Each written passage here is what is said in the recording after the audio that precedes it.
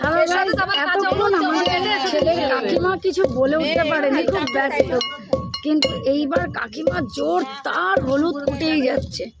কাকিমার গায়ে জোর দেখিয়ে হলুদ করছে। কাকিমা এখন বক্তব্যটা একটু বলা উচিত। আপনি বলুন, আপনার হলুদ করতে কেমন লাগছে?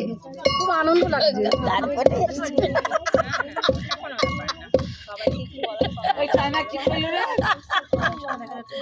এগুলো না শোনাই ভালো।